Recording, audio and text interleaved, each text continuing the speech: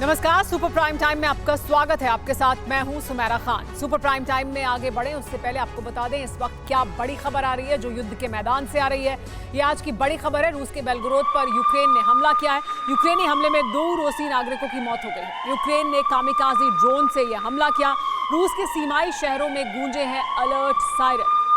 लेकिन मॉस्को पर बहुत बड़े हमले का प्लान भी लीक हो चुका है। रूस में राष्ट्रपति चुनाव से पहले अशांति भड़काए जाने का षड्यंत्र तैयार हो चुका है। आशंका यह भी है कि राष्ट्रपति पुतिन पर जानलेवा हमला हो सकता है। यह पूरा प्लान पुतिन के यूरोप विजय अभियान को रोकने के लिए तैयार किया गया है। सीक्रेट रिपोर्ट है कि इस पूरी साजिश के पीछे अमेरिका और यूक्रेन हो सकते हैं। खबर यह है कि रूस ने विद्रोह भड़काने के लिए प्रतिबंधित विद्रोही गुटों को तैयार किया गया। रूस के पुतिन विरोधी नेता नेवल्नी की मौत के बाद यह सब तय किया गया है। देखिए मॉस्को पर कितना बड़ा खतरा मंडरा रहा है और कैसे साजिश का ब्लूप्रिंट तैयार किया गया है।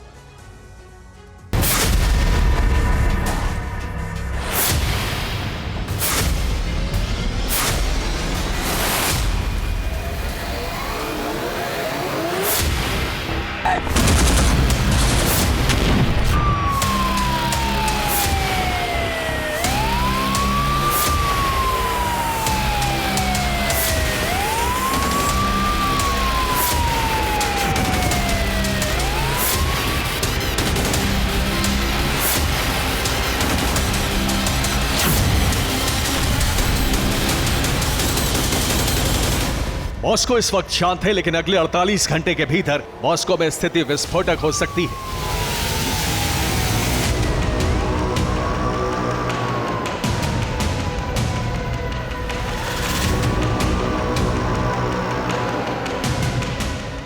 मॉस्को पर प्रचंड मिसाइल हमले हो सकते हैं। मॉस्को में विद्रोह भड़कने की आशंका है। मॉस्को में पुतिन की हत्या की साजिश को अंजाम दिया जा सकता है।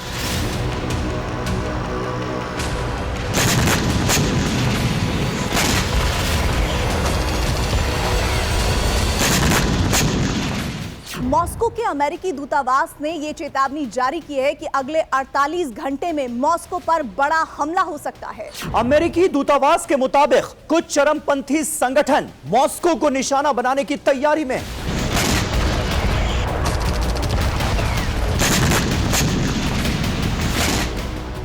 अमेरिकी दूतावास के इस दावे से पहले ही रूस की फेडरल सिक्योरिटी सर्विस एफएसबी ने मॉस्को के वीआईपी इलाकों में सिक्योरिटी बढ़ा दी है।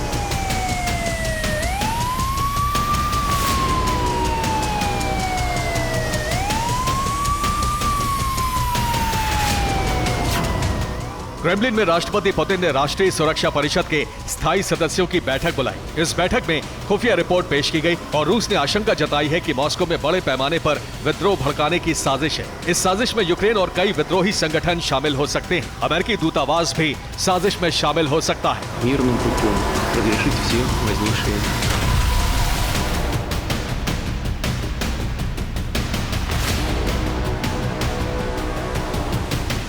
दरअसल अमेरिकी दूतावास पर शक की सुई ठहरने की एक बड़ी वजह है।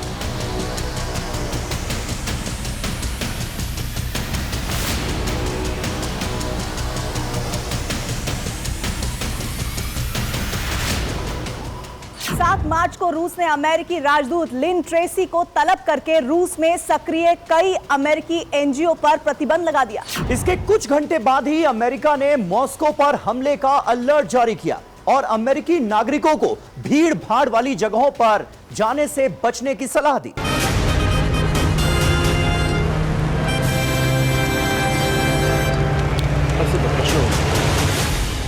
रूस में 15 से 17 मार्च को राष्ट्रपति पद के लिए मतदान होना है और उससे पहले रूस को अस्थिर करने के लिए बड़े हमले किए जा सकते हैं।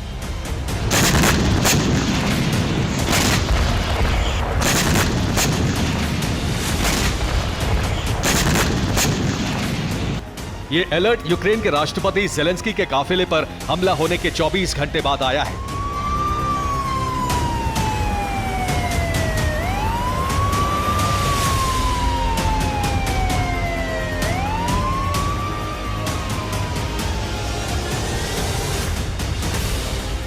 मार्च को यूक्रेन के राष्ट्रपति ज़ेलेंस्की ग्रीस के पीएम सहित ओडेसा दौरे पर थे। जैसे ही उनकी कार एक सिग्नल पर रुकी तभी काफिले के पास जोरदार धमाका हुआ।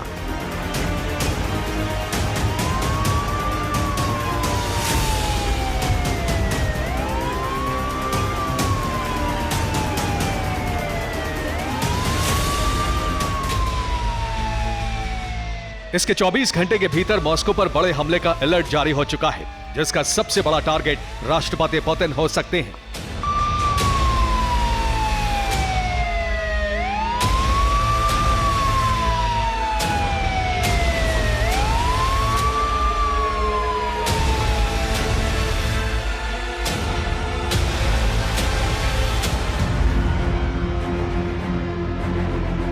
राष्ट्रपति पुतिन चुनाव की वजह से प्रचार अभियान पर हैं और आशंका है कि अमेरिकी राष्ट्रपति जॉन एफ कैनेडी की तरह पुतिन को निशाना बनाया जा सकता है।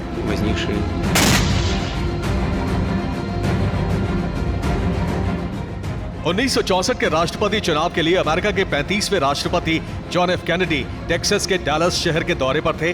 वो एक लिमोजीन में सवार थे, तभी एक स्कूल की खिड़की से एक स्नाइपर ने उनके सिर और गर्दन में गोली मार दी, जिससे उनकी मौत हो गई।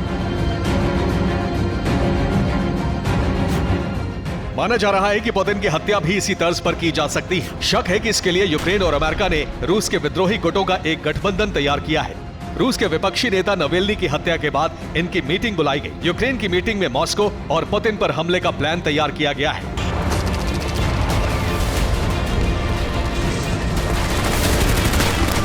यूक्रेन अपनी जमीन पर छिड़ी जंग को खत्म करना चाहता है और उसका रास्ता है पुतिन की सत्ता का अंत, जिसके लिए विद्रोही गुटों को चुना गया है।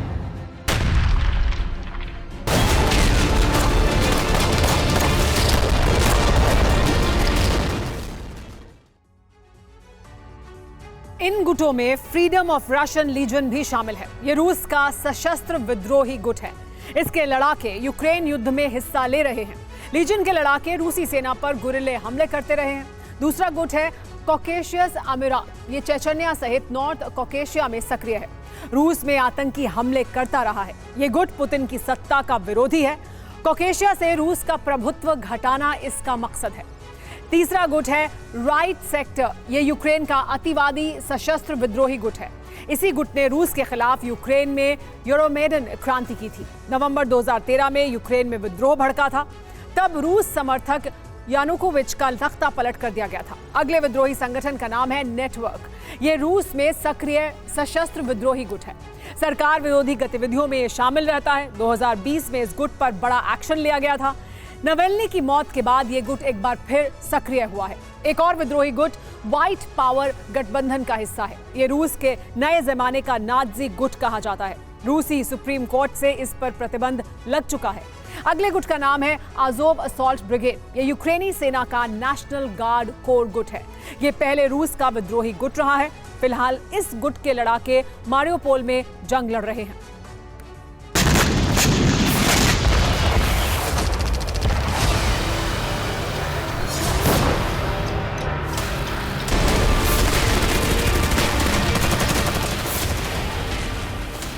इनमें से अजोव असॉल्ट ब्रिगेड और फ्रीडम ऑफ रशियन लीजन जैसे संगठन यूक्रेन युद्ध में सक्रिय हैं।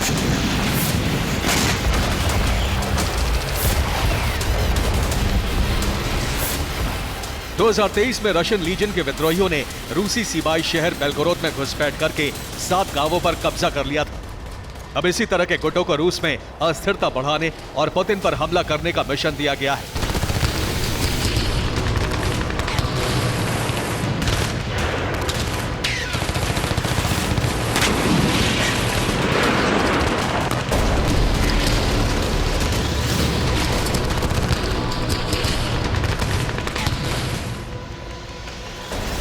इस पूरी साजिश के पीछे है रूस यूक्रेन युद्ध के विस्तार का डर।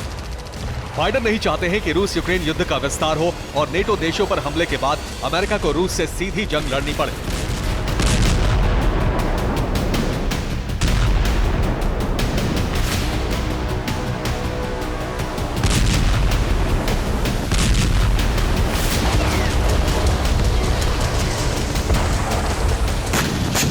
जर्मनी का रक्षा मंत्रालय पहले ही इस खतरे पर नेटो मुख्यालय में अपनी रिपोर्ट पेश कर चुका है, जो लीक भी हो गई थी। जर्मनी ने रक्षा मंत्रालय से कहा था कि रूस के साथ नेटो का युद्ध तय है और इसे टाला नहीं जा सकता है।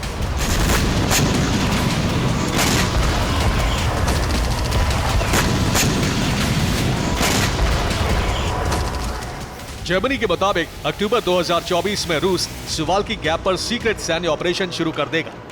दिसंबर 2024 में बाल्टिक देशों और पोलैंड में विद्रोह भड़काया जाएगा। इसके बाद रूस मई 2025 में सुवाल की गैप पर कब्जा जमाने के लिए हमला कर देगा। 2025 की गर्मियों में डे एक्स पर सुवाल की गैप झड़प नेटो के 3 लाख सैनिक रूस से टकराएंगे। डे एक्स के 30 दिन बाद नेटो रूस का युद्ध विश्व युद्ध में बदल जाएगा।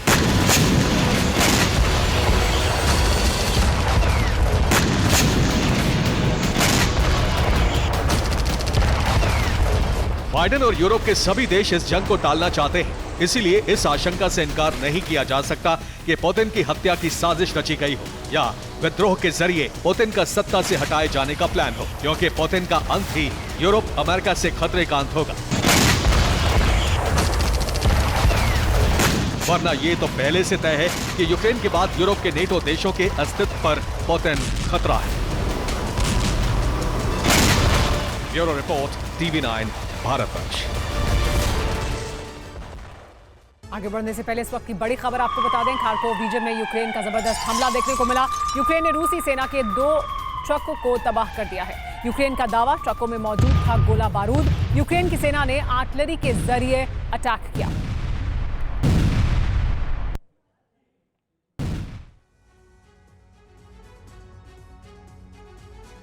स्वीडन नेटो का 32वां सदस्य बन चुका है। रूस को यह लगातार दूसरा झटका है। नेटो को लाख धमकी देने के बाद भी फिनलैंड और स्वीडन दोनों नेटो में शामिल हो गए। अब यूक्रेन को यूरोपीय यूनियन में शामिल करके ये इशारा दे दिया है, जल्द नेटो उसे भी सदस्य बनाएगा। लेकिन इस बीच पुतिन ने एक नया ब्लूप्रिंट तैयार किया है। अगर ऐसा हुआ तो यूरोप तीसरे विश्व युद्ध का एपिसेंटर बन सकता है। बाल्टिक से लेकर ब्लैक सी तक बारूद की बारिश हो सकती है।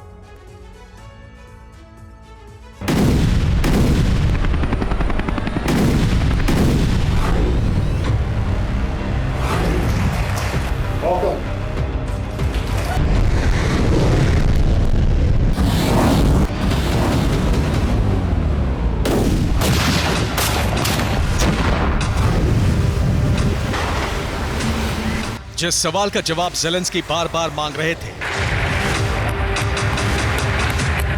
उसका जवाब अमेरिका ने दे दिया है। जिस सवाल का जवाब रूस के खौफ खाए नेटो देश मांग रहे थे, उस सवाल का जवाब अमेरिकी प्रेसिडेंट जो बाइडेन ने दे दिया। मिस्टर पुतिन अमेरिका पीछे नहीं हटने वाला। इतिहास देख रहा है, इतिहास याद रखेगा। पिछले 24 घंटे में 2 घटनाएं ऐसी हुई जिसने यूरोप को विश्व युद्ध के ज्वालामुखी पर बैठा दिया है।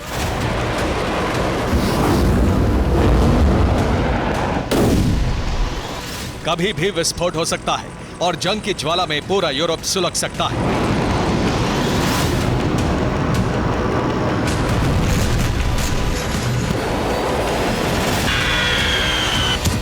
यानी अब अमेरिका और दूसरे नेटो देश खुलकर रूस से युद्ध लड़ने के लिए तैयार हैं, यूक्रेन की सुरक्षा के लिए तैयार है।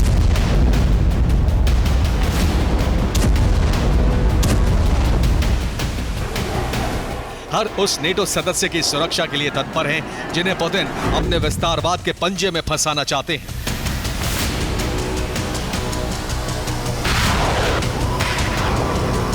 वैसे भी अमेरिका का इतिहास रहा है, वो दूसरे देश में जाकर युद्ध लड़ता रहा है। यूक्रेन के मामले में भी ऐसा ही होने जा रहा है, लेकिन पहले नेटो उन देशों की सुरक्षा की सौगंध खा चुका है जो उसके सदस्य बने हैं, जिसमें 32वां नंबर स्वीडन का है। अमेरिका ने बड़ी होशियारी से तय तारीख से 5 दिन पहले स्वीडन को नेटो का सदस्य बनाने का औपचारिक ऐलान कर दिया। Sweden officially joined and their minister is here tonight. जाहिर है इससे पुतिन का गुस्सा और भड़केगा। इसका सीधा मतलब है कि अब तीसरे विश्व युद्ध की आशंका और नजदीक आ चुकी है।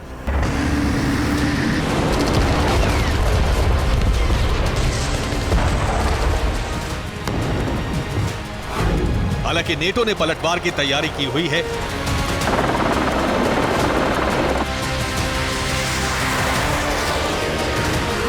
अगर रूस हमला करता है तो नेटो ने उन सदस्य देशों में डिफेंस सिस्टम लगा दिए जिनका बॉर्डर रूस से लगता है, जिसमें पैट्रियट और नेसम्स को फ्रंट लाइन पर लगाया गया है। नॉर्डिक देशों में एक अभेद्य सुरक्षा घेरा बना दिया गया है। इसी तरह बाल्टिक देशों में भी अतिरिक्त फोर्स डिप्लॉय कर दी गई है, जबकि बाल्टिक और ब्लैक सी में सबमरीन और वॉरशिप भेज दिए गए हैं। इसके अलावा यूरोप में रूस के पास पड़ने वाले नेटो सैन्य ठिकानों को अलर्ट मोड पर डाल दिया गया है ताकि हमला होने पर तुरंत एक्शन में वो आ सके। खासतौर पर नेटो का फोकस नॉर्डिक और बाल्टिक देशों की सुरक्षा पर है जो रूस के टारगेट पर है। नेटो की तैयारी को देखते हुए रूसी सेना प्रमुख ने इसे अमेरिका का षड्यंत्र करार दिया है, जिससे यूरोप में विश्व युद्ध शुरू हो सकता है।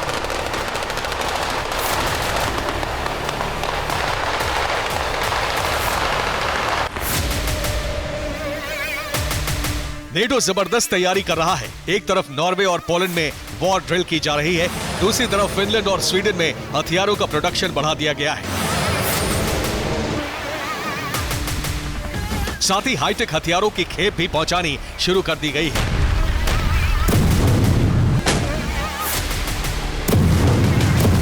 दूसरी तरफ नेटो के फाइटर जेट F-16 ब्लैक सी से लेकर बाल्टिक तक उड़ान भर रहे हैं। नेटो के F-16 ने रूस के IL-76 को टारगेट किया जो कैलिनिनग्राद जा रहा है। नेटो को अंदेशा है कि रूस कैलिनिनग्राद में बड़ी तैयारी कर रहा है, इसलिए नेटो ने भी बाल्टिक सागर में ऐसा घेरा तैयार किया है जो रूस के लिए बड़ी मुसीबत बन सकता है।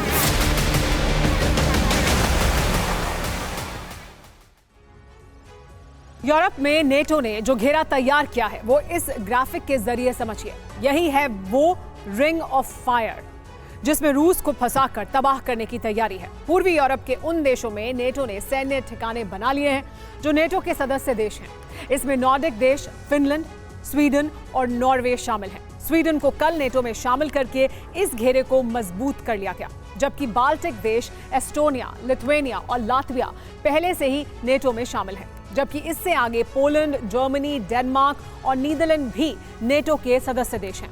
यानी पूर्वी यूरोप में ऐसा चक्रव्यूह तैयार हो गया है जहां अगर पुतिन हमला करके किसी देश पर कब्जा करने की कोशिश करते हैं तो सारे देश मिलकर पलटवार कर सकते हैं।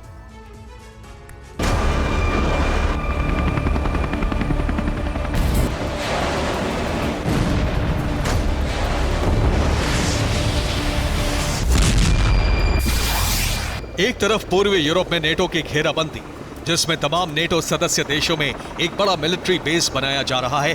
दूसरी तरफ यूक्रेन को हथियार देकर रूस को तबाह करने की तैयारी है।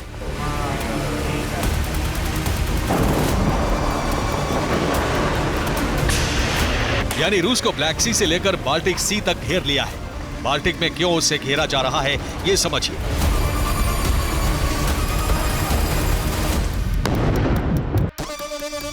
जिससे रूस का कनेक्शन बाल्टिक सागर से पूरी तरह कट जाए। साथ ही पूर्वी यूरोप में बाल्टिक से लेकर नॉर्थ सी तक का कारोबारी रूट रूस के लिए ब्लॉक हो जाए।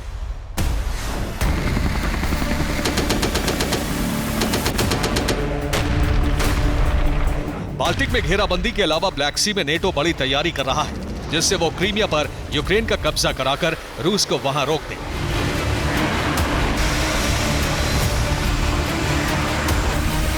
ये समझिए, अगर क्रीमिया रूस से छिन गया तो उसका काला सागर और भूमध्य सागर से होते हुए अटलांटिक सी तक का रास्ता खत्म हो जाएगा, जो कि रूस के लिए बड़ा कारोबारी रूट है।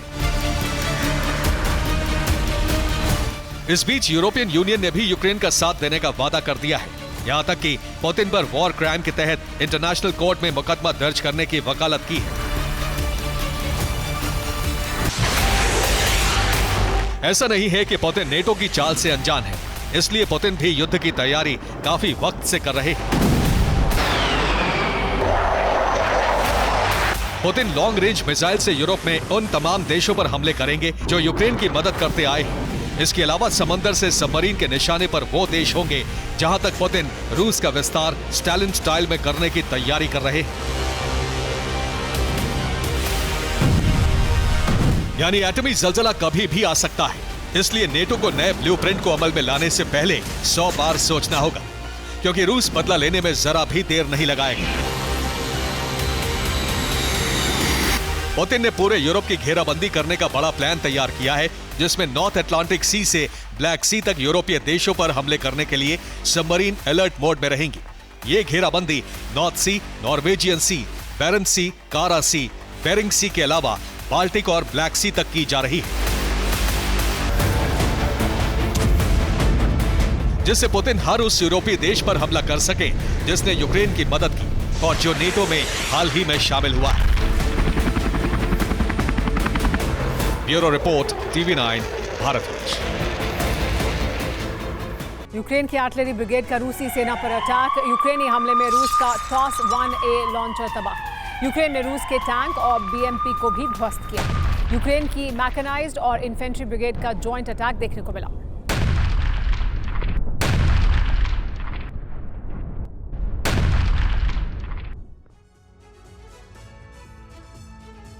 रूस यूक्रेन युद्ध में वार पलटवार का तरीका अचानक बदल गया है। रूसी सेना नई रणनीति के साथ हमले कर रही है, तो यूक्रेन ने काउंटर अटैक का न सिर्फ नया प्लान तैयार कर लिया है बल्कि उसे लॉन्च भी कर दिया है। युद्ध में यह बदलाव सर्दी खत्म होने के साथ हुआ है। गर्मी शुरू हुई और इसी के साथ रूसी सेना के टारगेट पर पश्चिमी देशों के हथियार आ गए। रूसी सेना इस वक्त पूर्वी यूक्रेन पर कब्जा करते हुए दक्षिणी यूक्रेन की तरफ बढ़ रही है। सवाल यही है कि क्या यूक्रेन रूसी फौज को कीव पहुंचने से रोक पाएगी?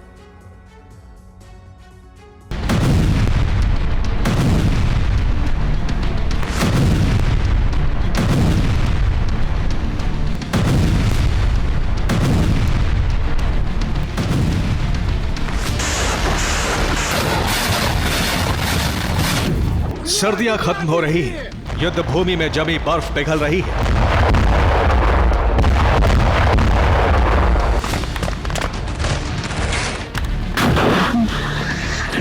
और इसी के साथ यूक्रेन की धरती दहल रही है।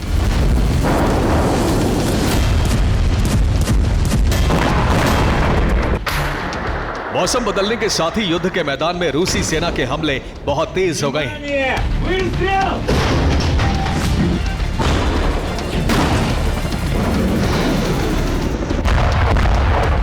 रूसी फौज इस वक्त जिस तरह से हमले कर रही है उससे ज़ेलेंस्की सेना की मुश्किलें बढ़ गई हैं।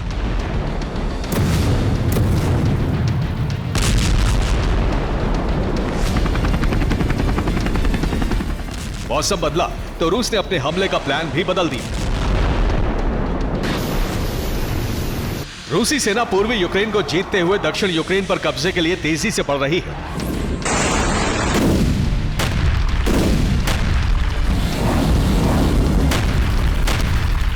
अब उसके निशाने पर अमेरिका और नेटो देशों के बड़े और घातक हथियार हैं।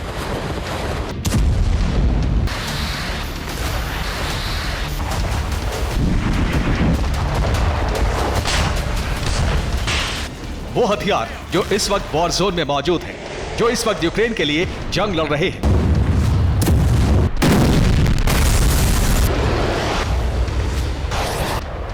रूसी सेना अब चुन चुनकर इन्हें तबाह कर रही है।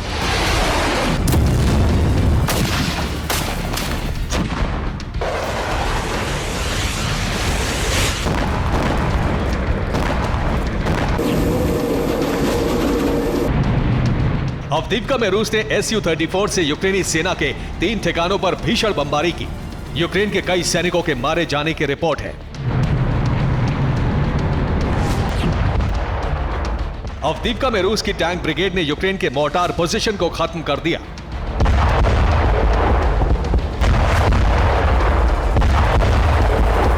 अवदीपका में 24 घंटे के अंदर रूस ने यूक्रेन के 390 सैनिकों का खात्मा कर दिया।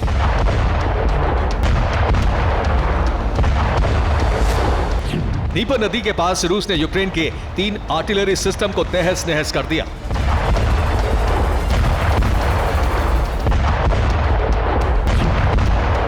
रोबोटाइन के पास रूस ने 2 अमेरिकी हाइमार्स को तबाह कर दिया। सिविरस्क में रूसी पैराट्रूपर्स ने यूक्रेन के 1 दर्जन सैनिकों को ढेर कर दिया। क्रास्नोगोरोवका में रूसी फौज ने फैब 500 बम से एक के बाद एक कई धमाके किए।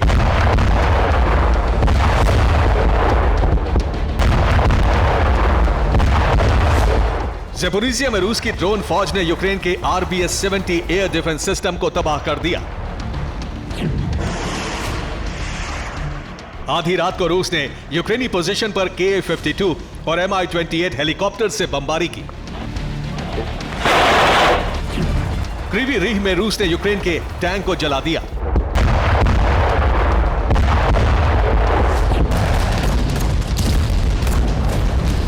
रूस इसी के साथ कई फ्रंट पर MLRS से धावा बोल रहा है। यूक्रेन पर जल, थल और नभ से प्रहार हो रहा है, जिससे यूक्रेनी फोर्स की कमर टूटती जा रही है। रूस के टारगेट पर अमेरिका और नेटो के हथियार हैं।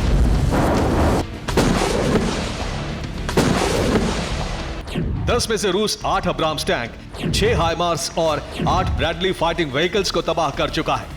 मतलब यह कि रूसी धरती पर विनाश का नया दौर शुरू हो गया है।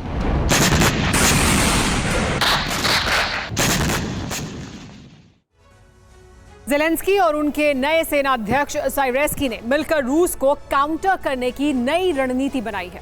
इसे हम सप्त रणनीति कह सकते हैं, क्योंकि इसके तहत यूक्रेन 7 प्लान के साथ युद्ध लड़ेगा। पहला है फ्रंट लाइन पर डिफेंस लाइन को बनाना। यूक्रेन के जिन इलाकों पर रूसी सेना का कब्जा हो गया है, वहां की फ्रंट लाइन पर सुरक्षा चक्र बनाया जाएगा, ठीक उसी तरह जिस तरह रूस ने सुरोवेकिन लाइन बनाई थी। यूक्रेन के पास हथियार और सैनिकों की कमी है। जब तक उसे हथियारों की सप्लाई नहीं होती है, तब तक वो रूस के अंदर गुरिल्ला हमलों में तेजी लाएगा।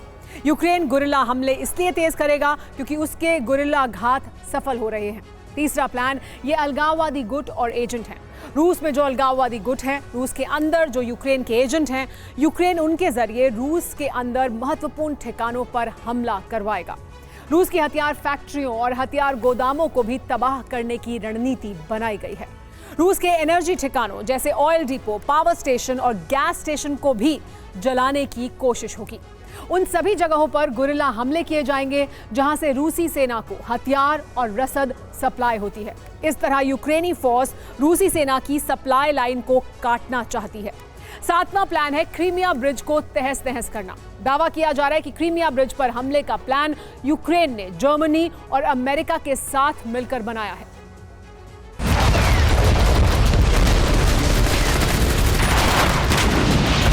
यूक्रेन ने गर्मी में युद्ध लड़ने के लिए नया प्लान बना लिया है। अब इसी प्लान के तहत हमले भी हो रहे हैं।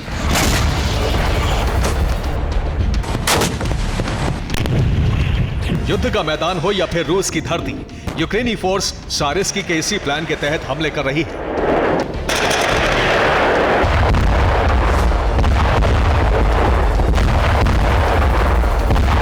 यूक्रेन के पास हथियार नहीं है, सैनिकों की कमी है। ऐसे में यूक्रेनी फोर्स गुरिल्ला घात कर रही है।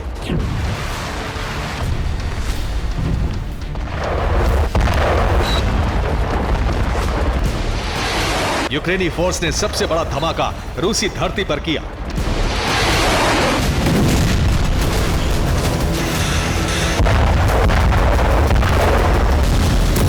रूस के चेरेपोवित्स में यूक्रेन ने बड़ा विस्फोट किया। यहां यूक्रेन ने एक के बाद एक कई ड्रोन दागे। हमले में रूस का स्टील प्लांट जल गया।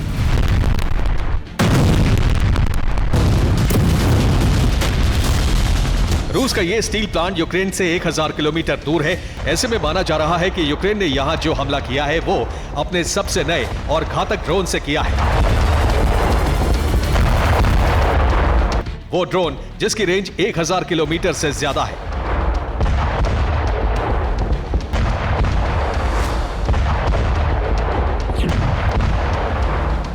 इतना ही नहीं, यूक्रेन ने रूसी सेना के रेडार कॉम्प्लेक्स पर भी विस्फोट किया।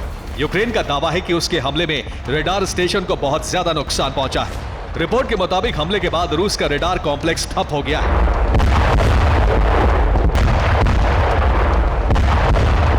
इसके अलावा यूक्रेन ने युद्ध भूमि में रूस के कई हथियारों और सैन्य वाहन को जला दिया।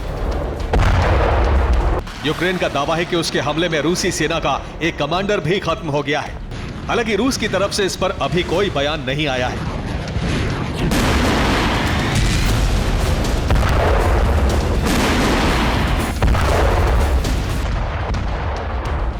जाहिर है यूक्रेन ने अपनी पूरी ताकत झोंक दी है। वो युद्ध में डटा रहने की कोशिश कर रहा है, लेकिन ये कोशिश कितने दिनों तक कामयाब होगी अभी कुछ कह पाना बहुत मुश्किल है।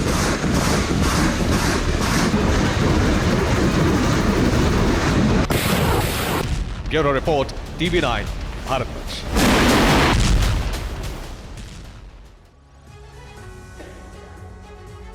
कुछ वक्त पहले क्रेमलिन ने वार्निंग दी थी कि नेटो का कोई भी विमान या फिर ड्रोन ब्लैक सी से नहीं गुजरेगा। जानते हैं पुतिन ने ब्लैक सी को नो फ्लाई जोन घोषित क्यों किया, क्यों काला सागर में नेटो की आवाजाही पर पाबंदी लगाई?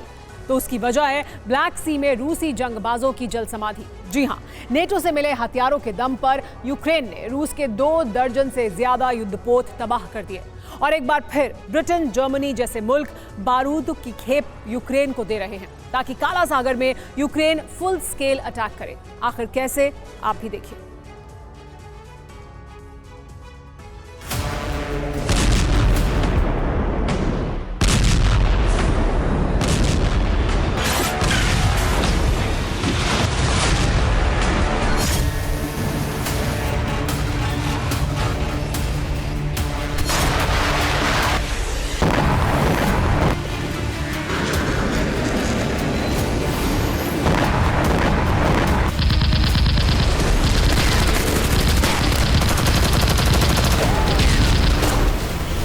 जमीनी जंग हो या आसमान में वार पलटवार,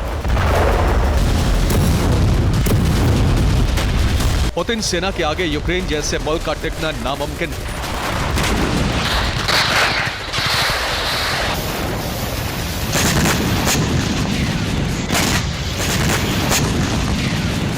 मगर एक फ्रंट ऐसा भी है जहां यूक्रेन लगातार वीक साबित हो रहा है, रूसी ब्रिगेड को बैकफुट पर ढकेलने के लिए मजबूर कर दे रहा है।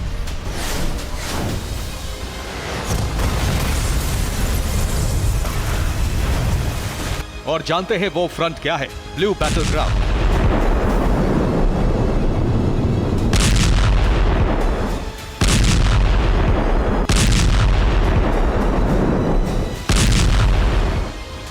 जी हां, जिस ब्लैक सी में रूस का दबदबा है, उसी काला सागर में यूक्रेन की नौसेना कई रूसी जंगबाजों की बलि ले चुकी है। आप ये जानकर हैरान रह जाएंगे कि बीते 2 साल में रूस के करीब 23 समुद्री जंगबाज तबाह हो चुके हैं, जिनमें डिस्ट्रॉयर, पेट्रोलिंग शिप, फ्रिगेट और सबमरीन भी शामिल हैं। इसके अलावा रूसी ब्लैक सी फ्लीट के 30% हथियार ध्वस्त हुए हैं। वहीं यूक्रेन ने सेवास्तोपोल में रूस के नेवल बेस को भी तबाह किया है।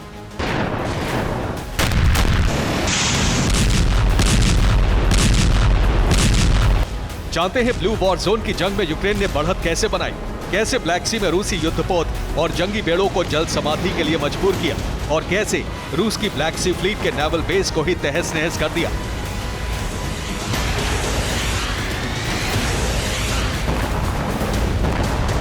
तो इसकी वजह है काला सागर में यूक्रेनी नौसेना की तरफ से इस्तेमाल किए जाने वाले हथियार, जो कि मेड इन ब्रिटेन।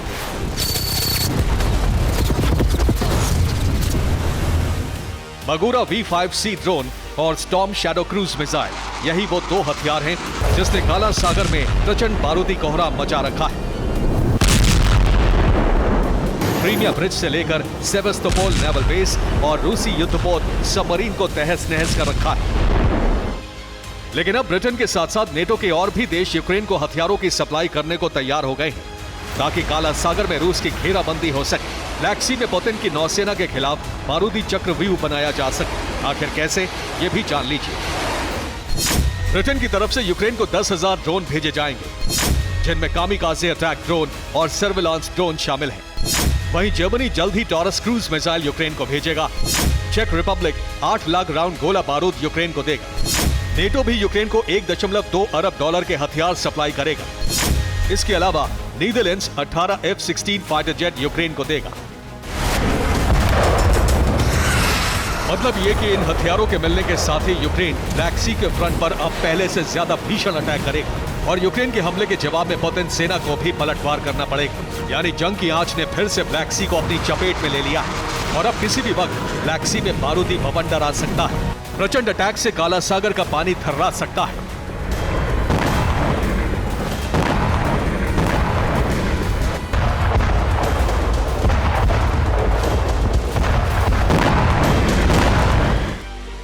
और रूस की नौसेना के अगर किसी हथियार से सबसे ज्यादा खतरा है तो वो है ब्रिटेन की स्टॉर्म शैडो क्रूज मिसाइल, जो अब तक ज़ेलेंस्की के लिए गेम चेंजर साबित हुई है। आखिर कैसे, ये भी जान लीजिए। मसलन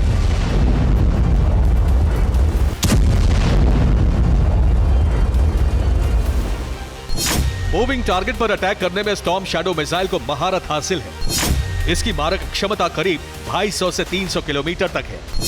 ये मिसाइल 1000 किलोमीटर प्रति घंटे की रफ्तार से उड़ान भरती है।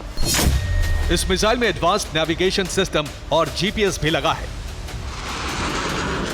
आर पार की जंग में दुश्मन पर सटीक प्रहार करना हो, हवाई कॉम्बैट ऑपरेशन करना हो, उसमें स्टॉर्म शैडो क्रूज मिसाइल को महारत हासिल है। ये स्कैल्प मिसाइल का ही एडवांस्ड वर्जन है जो दुश्मनों के ठिकानों को लॉन्ग रेंज से ही तबाह कर देती है।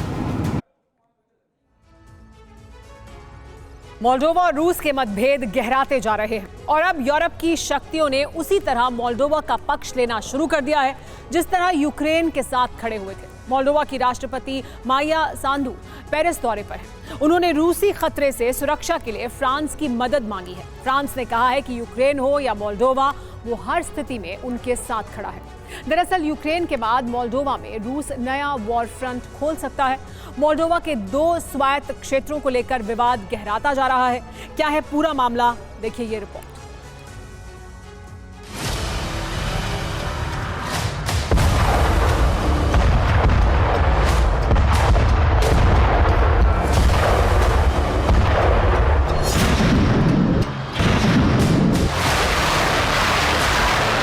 यूक्रेन 2 साल से जंग की आंच में झुलस रहा है और 22% से ज्यादा यूक्रेनी जमीन जीतने के बाद पुतिन की आंखें मोल्दोवा पर टिक गई हैं।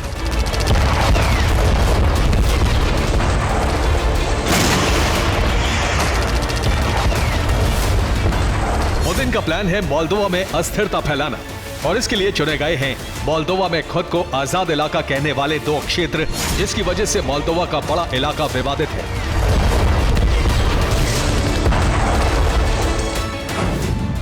यूक्रेन और काला सागर से सटे मोल्दोवा के 2 क्षेत्र हैं ट्रांसनिस्ट्रिया और गांगेजिया। ये दोनों क्षेत्र खुद को मोल्दोवा से आजाद घोषित कर चुके हैं। दोनों क्षेत्रों में रूस की समर्थक शासन व्यवस्था है। पुतिन इन दोनों इलाकों का विलय रूस में करना चाहते हैं। ट्रांसनिस्ट्रिया रूस को विलय प्रस्ताव भेज चुका है। ट्रांसनिस्ट्रिया में रूस के बड़े हथियार गोदाम भी हैं।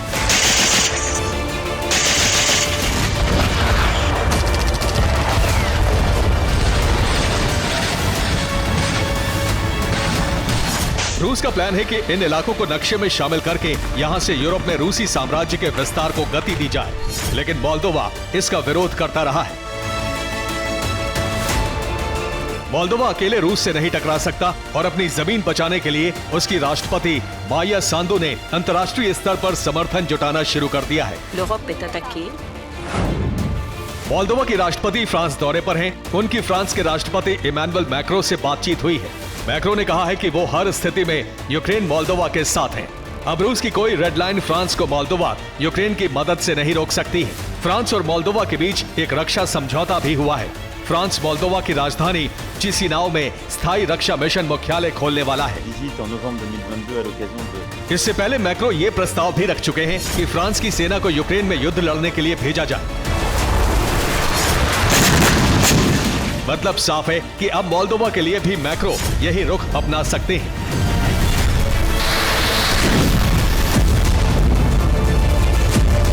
ये निश्चित है कि आने वाले कुछ ही समय में रूस मोल्दोवा के ट्रांसनिस्ट्रिया और गांगेजिया पर झंडा फहराने का मिशन शुरू कर सकता है और अगर फ्रांस या यूरोप के बाकी देश यहां उतरे तो जंग छिड़नी तय है।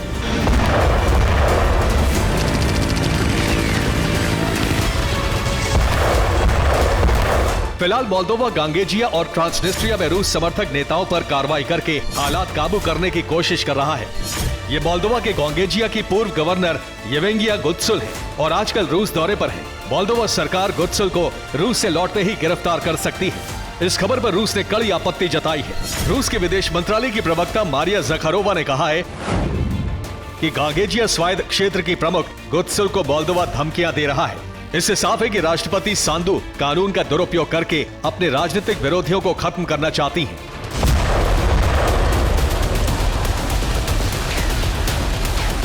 मोल्दोवा के दोनों आजाद क्षेत्रों में रूसी मूल की ज्यादा आबादी है और यहां कब्जा करने के बाद रूस मोल्दोवा में अशांति भड़काकर पूरे मोल्दोवा को रूस में मिलाना चाहता है।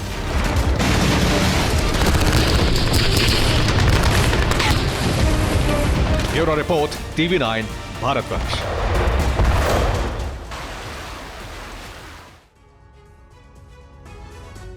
हूती लाल सागर में पश्चिमी देशों के जहाजों पर लगातार हमले कर रहा है। उसके पीछे ईरान है जो हथियार भी दे रहा है और उन्हें चलाने की ट्रेनिंग भी। बौखलाहट में अमेरिका ने यमन पर ताबड़तोड़ हमले का प्लान बनाया है। लेकिन अमेरिका ऐसा पहले भी कर चुका है। अब सवाल ये उठ रहा है कि आखिर लाल सागर में अमेरिका हूती का चक्रव्यूह क्यों नहीं तोड़ पा रहा। इस रिपोर्ट में जानिए ईरान का सुलेमानी प्लान, जिसमें अमेरिका बुरी तरह फंस चुका है।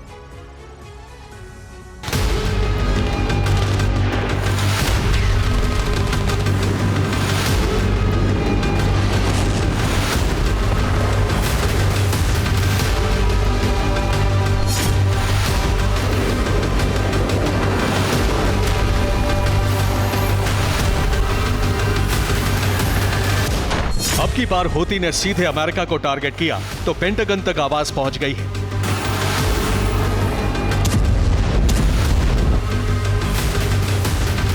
यूएस शिप पर मारे गए 3 क्रू मेंबर की मौत का बदला लेने के लिए अमेरिका ने एक नया ब्लूप्रिंट बना लिया है।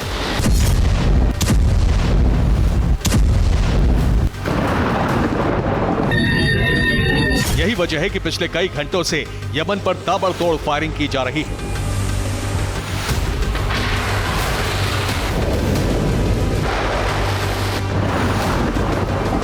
प्रतिशोध की आग में जल रहे अमेरिका के लिए एक बड़ा खतरा भी पैदा हो गया है। लाल सागर में भड़का युद्ध अब अफगानिस्तान में हुए युद्ध की तरह लंबा खिंच सकता है, क्योंकि ईरान ने सुलेमानी प्लान बनाया है जिससे अमेरिका को मिडिल ईस्ट में सालों तक फंसा कर रख सके। अब समझिए ईरान का सुलेमानी प्लान। इसके तहत ईरान में IRGC कमांडर सुलेमानी के उस प्लान पर काम किया जा रहा है जिससे अमेरिका और इजराइल घबराए हुए थे। ईरान ने अपने सभी ईरानी प्रॉक्सी संगठनों को एक्टिव कर दिया है जो सीरिया, इराक में अमेरिकी सैन्य ठिकानों पर हमले कर रहे हैं। इसके अलावा गाजा में युद्ध लड़ने के लिए हमास का साथ देने लेबनान और अफगानिस्तान से लड़ाके जा सकते हैं। अफगानिस्तान से ISKP के लड़ाके यमन और गाजा दोनों जगह भेजे जा रहे हैं। पेंटागन की रिपोर्ट से खुलासा हुआ है कि ISKP के लड़ाके 6 महीने से ज्यादा युद्ध लड़ सकते हैं, जिन्हें सुलेमानी के संगठन IRGC ने ट्रेनिंग दी थी। अब ईरान अमेरिका को अफगानिस्तान की तरह लाल सागर में फंसा कर रखना चाहता है। इसके लिए लगातार भर्तियां की जा रही हैं और इन्हें ईरानी कमांडर ट्रेनिंग दे रहे हैं। यही वजह है कि अमेरिका से हूती सीधी टक्कर ले रहा है। अमेरिकी शिप पर हमला करके क्रू मेंबर को मारना उसकी हिमाकत का सबूत है। क्रू मेंबर की मौत के बाद से अमेरिका बौखलाया हुआ है, क्योंकि ये सीधे अमेरिका की ताकत को चैलेंज है। इसलिए अमेरिका ने ऐलान कर दिया है कि अब यमन पर तब तक हमले होते रहेंगे जब तक हूती का खात्मा नहीं हो जाता।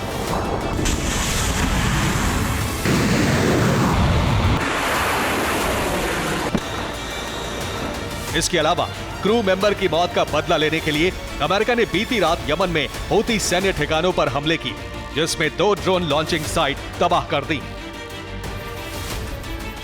बात यही खत्म नहीं होती। अब टास्क फोर्स में युद्धपोत बढ़ाए जा रहे हैं। सभी पर डिफेंस सिस्टम लगाकर हर हमले रोकने का इंतजाम किया जा रहा है। पेंटागन की तरफ से फरमान जारी हो गया है, जब तक ईरान का सुलेमानी रिंग ऑफ फायर ध्वस्त नहीं होगा तब तक इसी तरह यमन धधकता रहेगा। Bureau report, TV9 Bharatvarsh.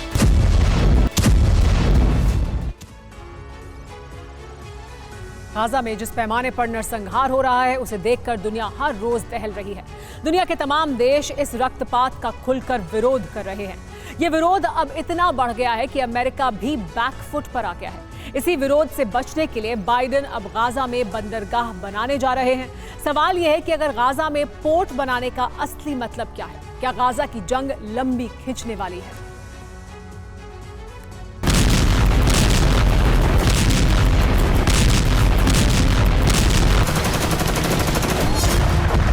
Gaza युद्ध बहुत ही भयावह और बहुत ही विकराल रूप ले चुका है।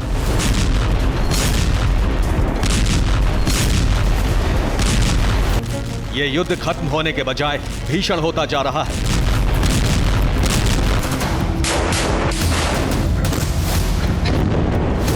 हर बीते दिन के साथ विनाश का आकार बढ़ता ही जा रहा है।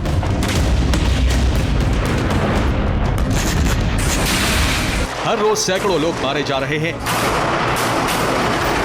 नरसंहार का आंकड़ा बढ़ता जा रहा है।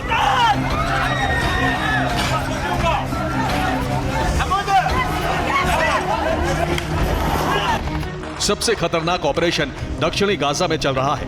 खासकर खान यूनुस में।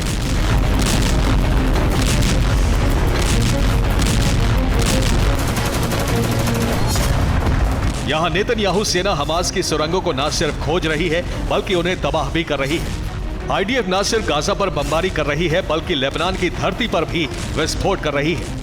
इजरायल ने 2 घंटे के अंदर लेबनान के 2 शहरों पर 2 हमले किए। इन दोनों शहरों में 2 इमारतें तबाह हो गईं। आईडीएफ का दावा है कि इन दोनों इमारतों में हिजबुल्लाह का हेडक्वार्टर था, इसीलिए इन्हें जमींदोज कर दिया गया। तो वहीं गाजा में इजरायल इस तरह से हमले कर रहा है कि वहां जान बचाना मुश्किल हो रहा है। गाजा में खाने पीने की चीजों की किल्लत है। जो लोग बम से बच गए हैं वो इस वक्त खाना पानी के लिए बिलख रहे हैं। गाजा में पर्याप्त मात्रा में रसद नहीं पहुंच पा रही है। दुनिया भर में इस बात के लिए इजरायल और अमेरिका की आलोचना हो रही है। इस विरोध से बचने के लिए बाइडेन प्रशासन गाजा के लिए पोर्ट प्लान लेकर आई है। गाजा में अमेरिका अस्थायी बंदरगाह बनाने जा रहा है। इस बंदरगाह के जरिए गाजा में खाने पीने की चीजें और दवाइयां भेजी जाएंगी। युद्ध खत्म होने के बाद इस बंदरगाह को हटा दिया जाएगा। वो प्लान जो इस बात का संकेत दे रहा है कि गाजा की धरती पर युद्ध लंबा खिंचेगा। खैर, इस प्लान से नेतन्याहू और उनकी सरकार सहमत हैं या नहीं, इस पर इजरायल की अब तक कोई प्रतिक्रिया नहीं आई है। Bureau report, TV9, Bharatvarsh.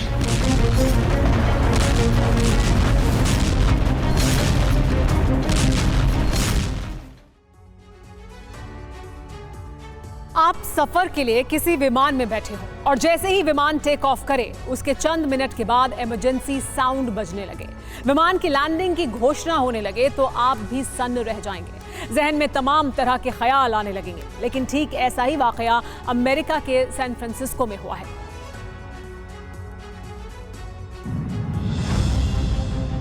Good morning, Tower Vista AM 151 ILS. The visual to it right.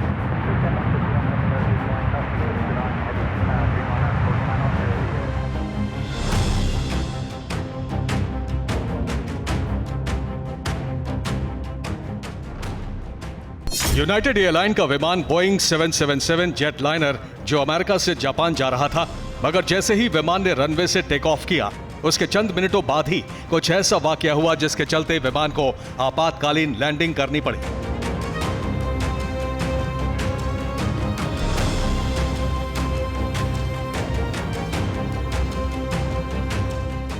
जी हां, अमेरिका के सैन फ्रांसिस्को से उड़ान भरने वाले यूनाइटेड एयरलाइंस के विमान का पहिया टेक ऑफ के चंद सेकंड बाद निकलकर गिर गया। और सबसे ज्यादा हैरानी की बात यह कि विमान से पहिया गिरने का पूरा वाकया कैमरे में भी कैप्चर हो गया।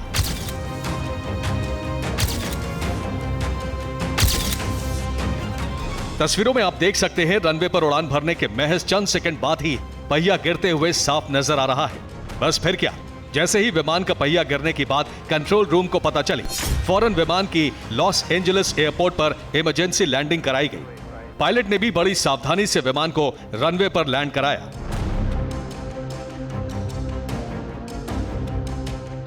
जानते हैं, विमान से निकला पहिया सैन फ्रांसिस्को की पार्किंग में खड़ी कार पर जाकर गिरा, जिसके चलते कार का पिछला हिस्सा पूरी तरह क्षतिग्रस्त हो गया। कार के शीशे और डिग्गी चकनाचूर हो गई।